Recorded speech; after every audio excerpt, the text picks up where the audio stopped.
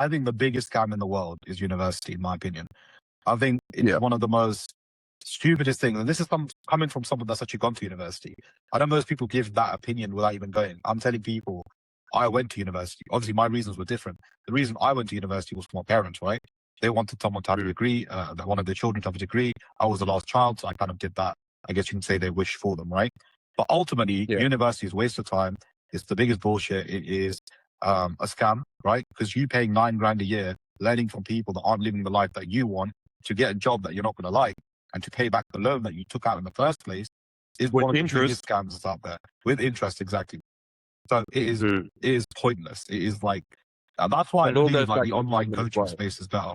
Yeah. I personally think universities are run by Masons. They are. Like, in the UK, they're teaching witchcraft as a subject. Yeah, there you go. People can go out there and do research and just confirm this. Like, everything is on Gemini, Google, ChatGPT, Claude.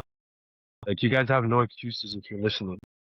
100%. And not only that, like even think about it, right? The way university is, like, if you understand the whole like history of it, the grades they give you isn't because you're intelligent. I've said this a few times. When people get A's and B's, they think they're intelligent, right? And it's not. You're not intelligent. If anything, you're a very good matrix employee. They look at you like, okay, cool, A star. You got an A star. You're a good employee. You're not intelligent. You're a good employee. Like, you got to do the homework. You got to do it every single day. Otherwise, you get.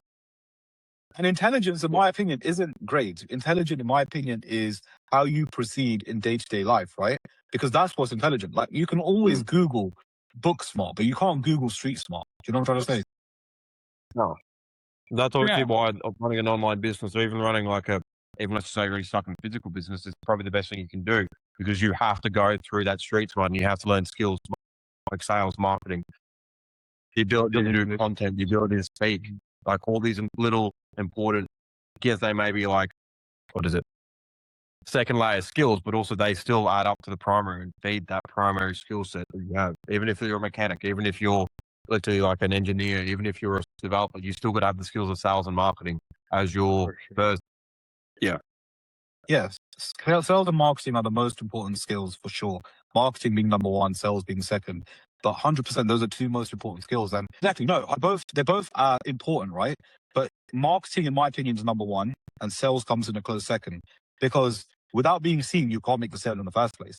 So it's always like, you need to be able to market yourself. You need to be able to make sales, right? And these are two most important skills. But they don't teach you this in school. They don't teach you this in university. They don't teach you any of this stuff. No. Because I remember as well, like, I got in trouble for reading a book on how to win friends. I literally got in trouble for reading How to Win Friends and Influence People during class, because all that is teaching you basic sales and basic marketing. But even the teachers don't have control on what they teach you. Like, when you really understand how crazy the world is and people are just so numb to it, it's like, this is what I call intelligence, in my opinion, is understanding the way the world works and trying to make sure it doesn't affect you and make sure that their agendas don't come after you. But also, I want to add more to that. It's also being able to perceive the future based on previous patterns as well. 100%. I agree. I think being able to predict the future is a sign of intelligence as well.